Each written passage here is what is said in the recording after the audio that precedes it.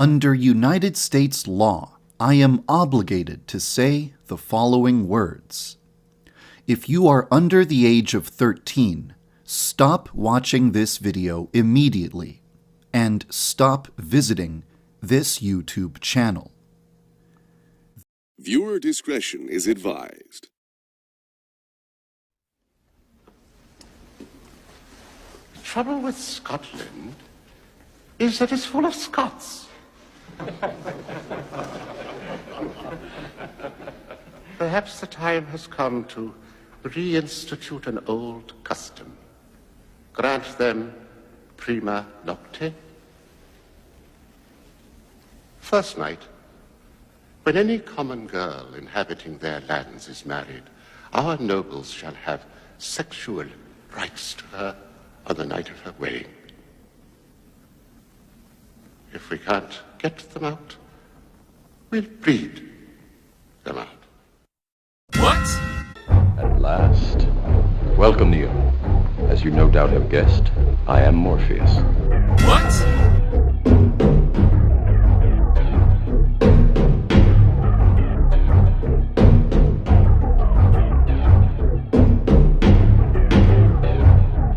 I am Morpheus.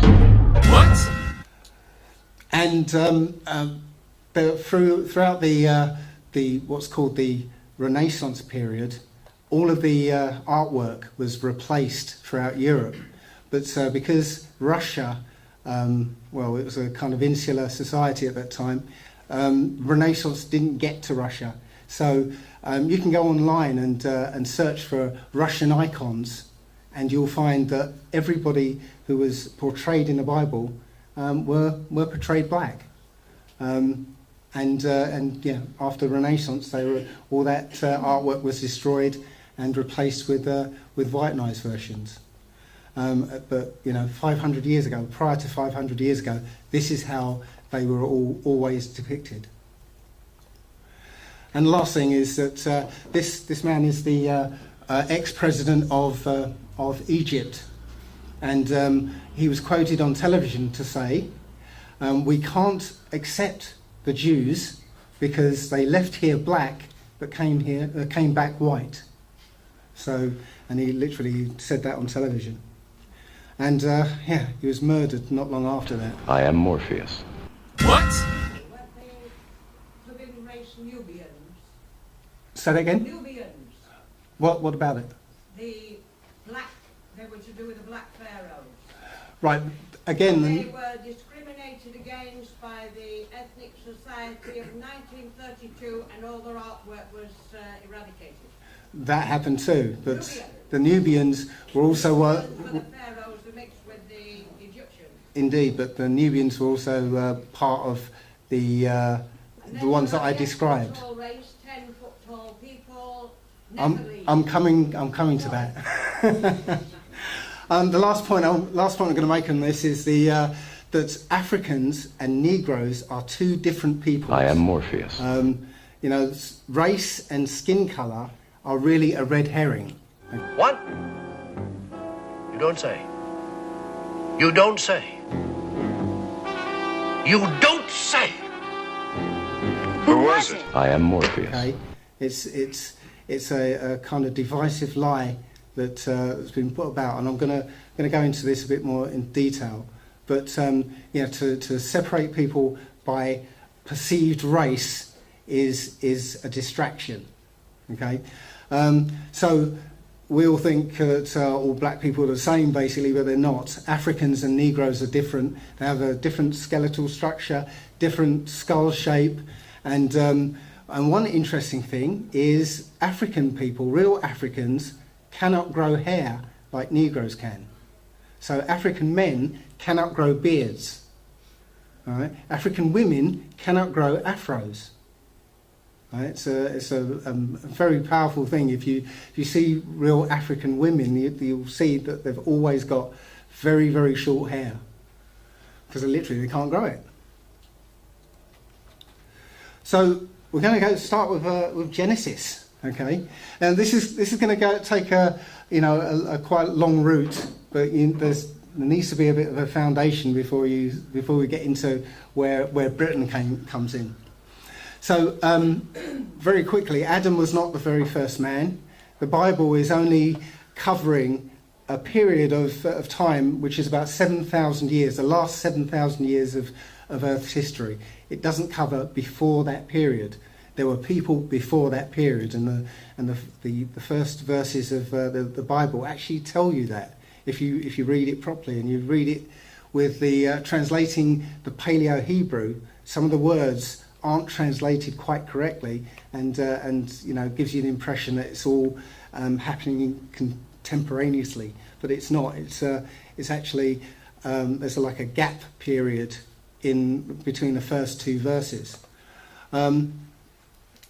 Eve was seduced by more than just an apple. Yeah, the actual event was Eve having sex with an angel called Samael, or he'd be called Satan, and their DNA was corrupted.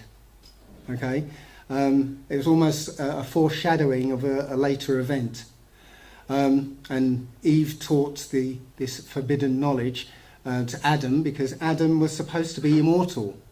That was his job, was to be the governor of this world, and he was supposed to be immortal.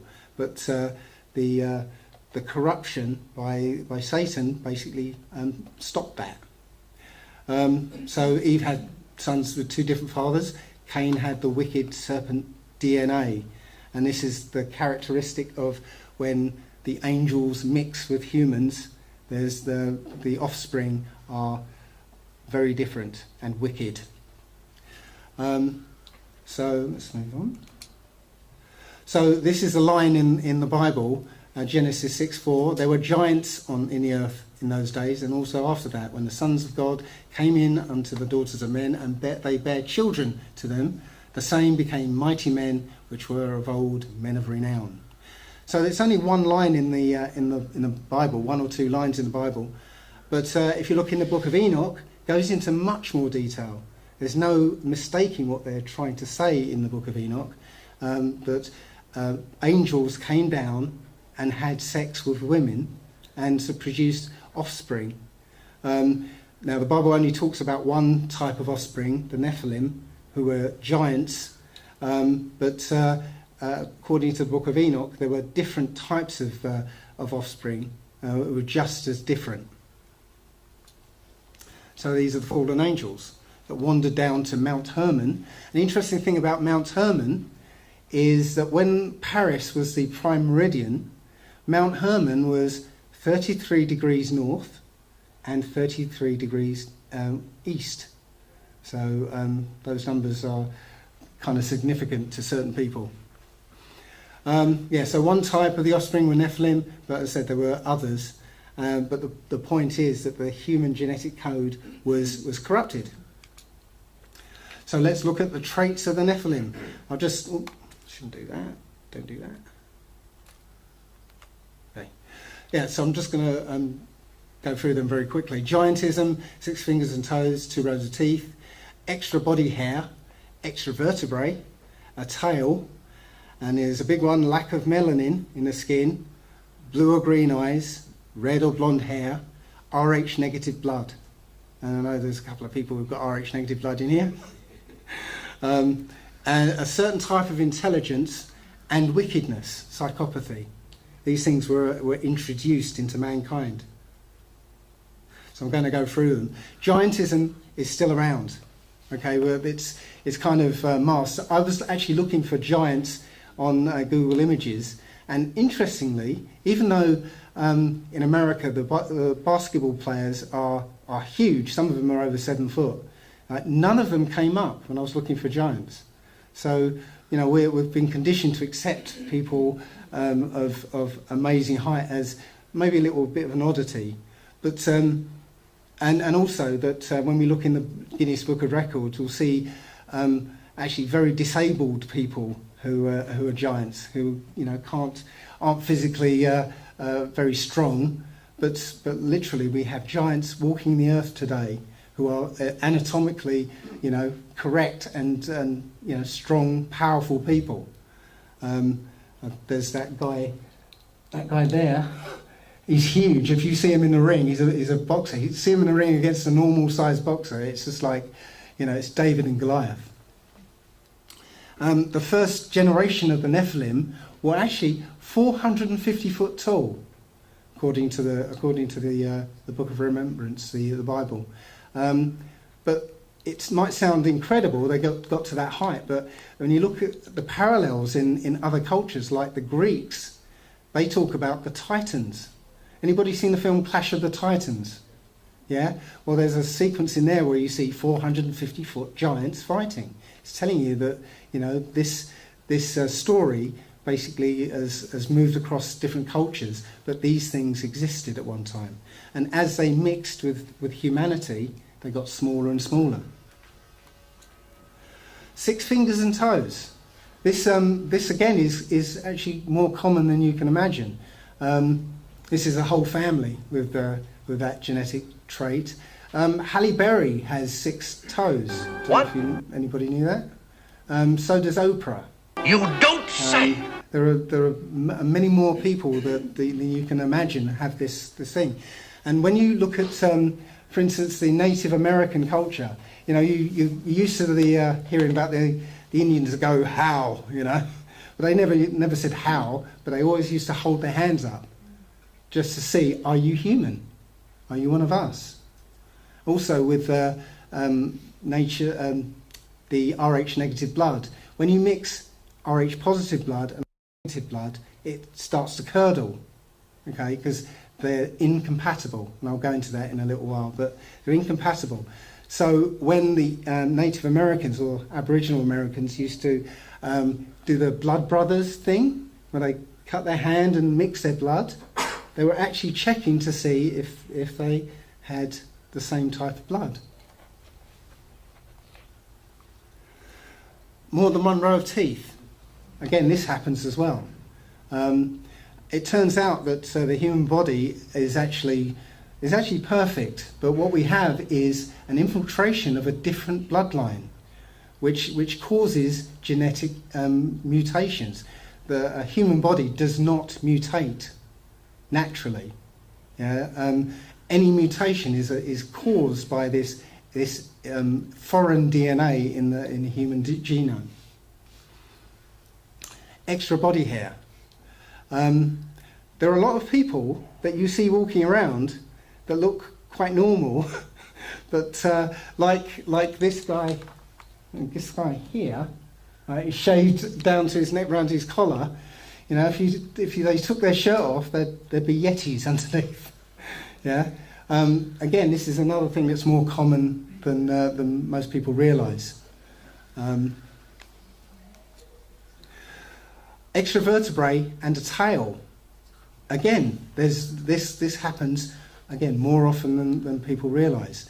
In this country and the Western countries, when a baby's born with a tail, it's whipped off very, very quickly. Nobody even gets to hear about it. But there are other cultures where they don't immediately cut it off, or sometimes they don't even bother with it at all. But it's one of those things that still crops up these days, because just like in the days of Noah, right, we're all corrupted by this DNA. We're all corrupted by it. It's become all pervasive. And sorry to say this in the room full of white faces here, white skin isn't natural to this earth. You don't say! And I'm not trying to say it to be horrible or anything, but it's, how does it make sense that, you can be out in the sun and not be tolerant of it? The sun gives this world life. It's literally a different DNA has pervaded this world, and this DNA does not belong here. And as I said, we're all, in one respect or another, we're all corrupted by it. I've got not much to say about blue or green eyes. The blue or green are eyes that don't have melanin, just like skin not having melanin. If their eyes are blue or green, it's showing a lack of melanin. Blue is the greatest lack, green slightly less, and then hazel is has slightly more. So with me, I've got excess body hair and I've got green eyes. So most of us in this world are corrupted by this DNA. Rh negative blood. Now this is a bit of a smoking gun, really, because Rh negative blood is blood with a lack of a certain protein on the red blood cells. Okay, only 15% of the human population are lacking in this protein. But interestingly, it's only 15% of the human population. All other animals have this protein coating on their blood, and it's incompatible with the rest of humanity. When a Rh negative woman conceives of an Rh positive man, the woman's antibodies will attack the baby as a foreign object. Yeah? The baby will have difficulty surviving unless they're given a shot which suppresses the mother's immune system. Yeah? So it's telling you right there that this blood type, which is, has everybody heard of Rh negative blood? Yeah, Audience that part. statement's not entirely true. I know an Rh negative and positive couple who didn't have that problem. Right. Well, what usually happens these days is that the first baby, right, makes it through, but then the mother's immune system becomes sensitized to it, and then the second one. Sorry. She had 3 children. Well, you know what? You can't with people. You can't say everybody is like this. You'll get exceptions along the way, but generally, this is what happens. You get a long time ago. It was the first baby will be attacked. Yeah, but then as people got used to it, it's more like the second baby, and maybe some people never have it, but generally, you can only speak in general terms when you're talking about humans. Yeah. Where was I? Oh yeah. Well, scientists don't know where this mutation came from. They've got no idea where it came from. It doesn't. There's no way it can appear naturally, because, as I say, it doesn't appear naturally in any species on this earth. And as I said, it's incompatible with the rest of the human species.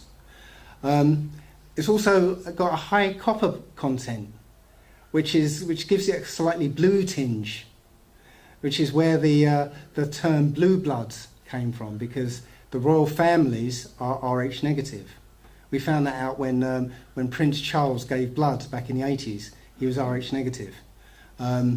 So yeah, that's where the term came from, because in the past it was the royalty who had the Rh negative blood types, and yeah, they derive their divine right to rule because they have the blood of the gods. They don't tell you which gods, though. Cunning and wickedness. As I said, this is about a bloodline. Yeah, color, skin color, and race are a distraction. This is about a bloodline, and it's only one bloodline that controls all the corporations in this world. Yeah, it's only one bloodline that controls the banks. It's only one bloodline that's responsible for all the misery that's perpetrated on this earth. It's a wicked bloodline, yeah, and it hates humans. It hates all of us. Okay. So, this is the parallel. You know how the elite like to rub stuff in our noses and rub out, stuff in our faces, like what they're doing and what's happened. Well, I believe the story of Alien is what's happened on this earth. Yeah, that alien. The only way it could sort of I don't know the word I'm looking for. The only way it could procreate is to impregnate humans. Okay, and I don't know if anyone saw the very last Alien film with Sigourney Weaver in it, but the alien in that film actually started looking human. It was human shaped and had a slightly human skeletal face, but that's the point. It was mixing with humans and it became more and more human-like. Okay, And when you look back into the fossil record, you find there are these creatures that look vaguely human, but they have these massive skulls. And I'd suggest that these ones were the only ones that survived, but earlier ones would have had a much longer head, just like the alien.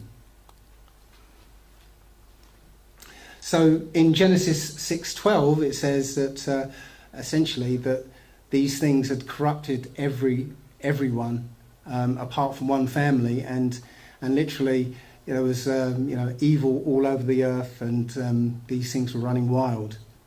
And by the way, there are a lot of people who say that the Old Testament is a bloodthirsty book with a bloodthirsty God who wants to kill everybody, men, women, and children.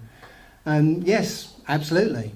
But imagine this: if you were to find a whole village full of those aliens from Alien, yeah, would you hesitate to kill every last, male, female, and egg? Would you really? Audience participation. See, the point that's missed in the Bible is that the things that the Israelites were told to go in and utterly destroy were not humans. Yeah, they were sort of, precursors to what we are now. They were these hybrids that looked vaguely human but were utterly evil, that would kill and eat humans. So Noah was the only Noah's family were the only ones who weren't corrupted by this. But it says in the book of Jasher that a week before the flood, Noah had to go out and find wives for his 3 sons. But the only wives that were available were corrupted ones. So this DNA survived the flood through the offspring of the union of the Noah's children and these corrupted wives. So these are the 3 sons of Noah, Ham, Shem, and Japheth. So the serpent seed survives. Amongst Ham's children were the Canaanites, the Raphites, the Amalekites, and all the ites in the Bible who are described as giants, as 6-fingered giants. Okay, so Ham's line was corrupted. In Japheth's line, there was at least one giant. He was called Gog, and but in Shem's line, there were no giants. There were no genetic deformations or genetic anomalies. So his line was the blessed line. His line was the human line. That's what the Bible is telling us. And that is until Esau was born. Okay, the story is that the children of Isaac, who were twins, Jacob and Esau. Esau was the firstborn, and he came out red and hairy, and he became a hunter, and he was wicked and very cunning. So he was expressing the fallen angel DNA. Jacob was not even described because he came out like everybody else. But because Jacob was the human one with the most human DNA, he was given the blessing, even though he was the second born, which goes against tradition. But he tricked the blessing out of his father. Yes, but that's the story. This is how, I can go into lots more detail about it, but I've got lots to go through, so I'm not going to go into the sort of the minutiae. But yes, he tricked his father into it. He displayed cunning. No, his mother did. His mother did. His mother got him to do it. Yes, his mother did. Right. So, but I'm not going to go into detail. But you can go in and read it yourself. And I know. Okay. Yeah. So Esau became known as Edom, which means red. And after he gave up his birthright, I said he was wicked and cunning and warlike. And he went on to take wives of all the other nations. Eventually his children basically mixed with all the other nations. And again, his offspring were generally very tall, white-skinned, red-haired, and red-haired giants, basically. So the Israelites, there were 12 sons of Israel, and I'm not going to go too much into this, but the sons of Jacob became the Israelites. So the Israelites actually were in a blood covenant with the Creator, and were given these commandments to follow. But in Deuteronomy 28, they were told that if they were to keep the commandments, they would be blessed and have all sorts of good things happen to them. But if they weren't to keep the commandments, they were going to be punished. And one of the main punishment was that they were going to go into slavery and affliction. So that started, essentially, with the destruction of Jerusalem in 70 AD by the Romans. And I don't like quoting the New Testament because I don't believe very much about it. But it says in the New Testament, when you see Jerusalem surrounded by armies, then flee into the mountains. And the only mountains that were available to them were the mountains of Africa, and that's where they went. Now, this is a map of Africa from the 1700s, and you can see what it's called down here. Right, Negro land, okay? Because what happened was the Israelites escaped into Africa, the African continent, but the Africans didn't want them there amongst themselves, because I guess they still remembered the plagues and the Exodus. So the Israelites basically went across the top of the Sahara, which you'll notice is called the Kingdom of Sarah, okay, which is the second son of Judah, by the way. So they went across the Sahara Desert and down into the wilderness, which is where nobody was living, of West and South Africa. So here's a bit more detail here. So this bit here is called the Grain Coast.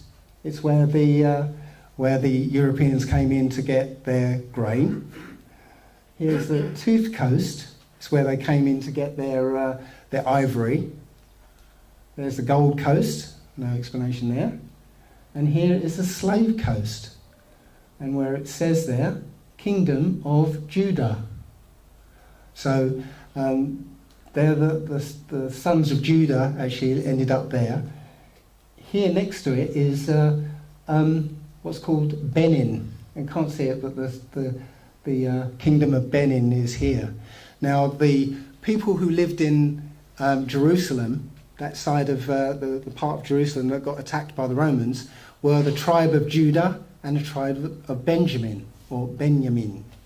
So here you have the Judeans and the Benjamites. And right now, the Jews are still there. Ones that weren't taken into slavery are actually still there. These there are a couple of, quite a load of tribes out there. The Lemba, and these guys are from the Lemba, have been acknowledged now as people of that area, Judea.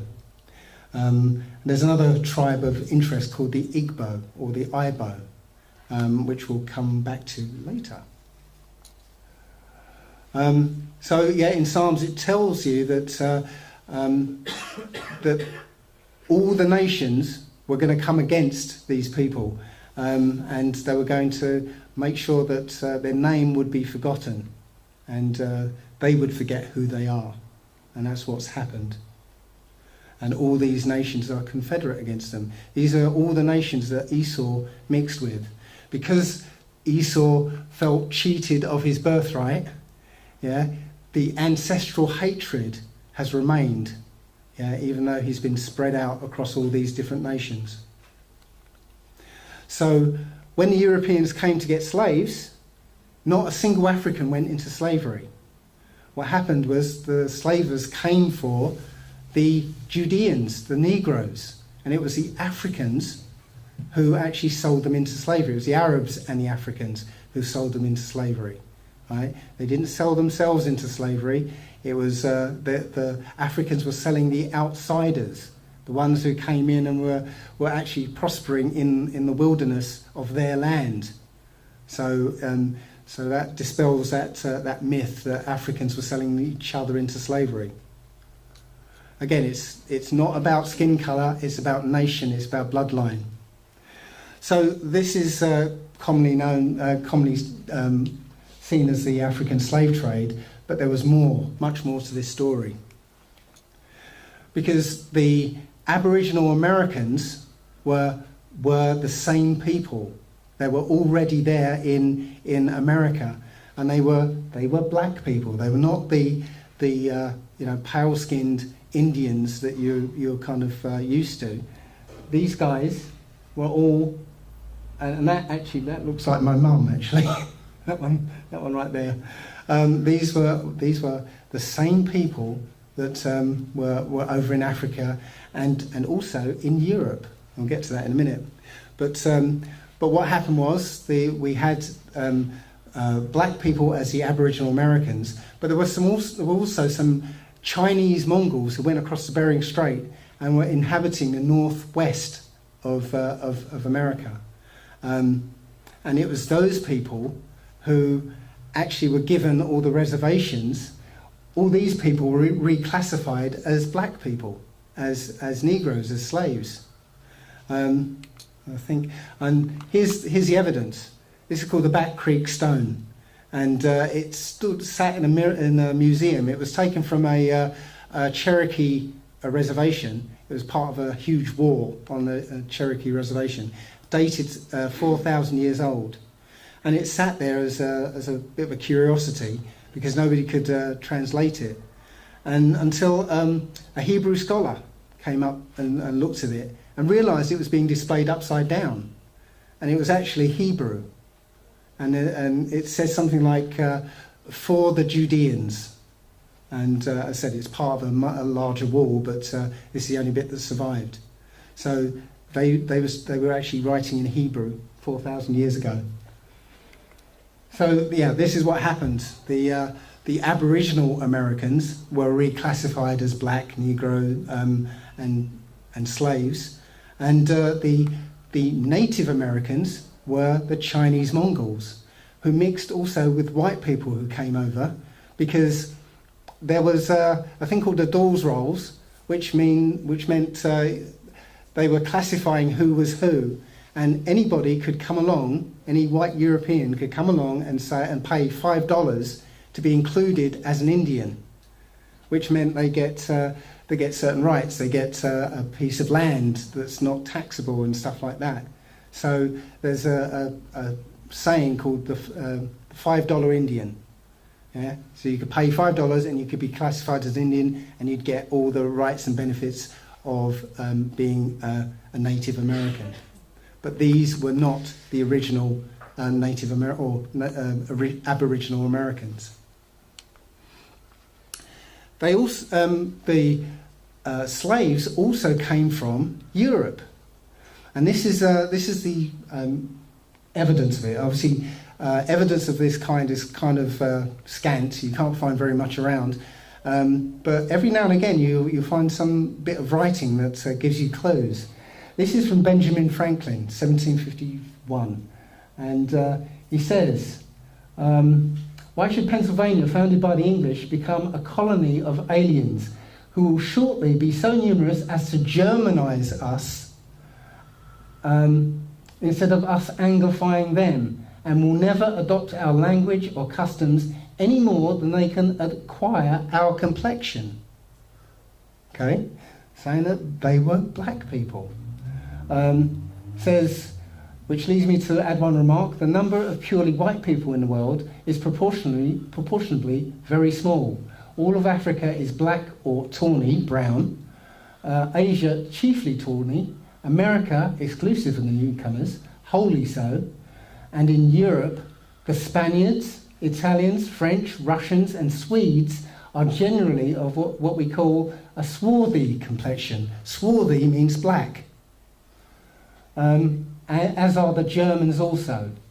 Okay, so he underlines the point, why increase the sons of Africa by planting them in America? So literally the Germans and most Europeans at that time, 1751, were black people. Yeah, history has been rewritten.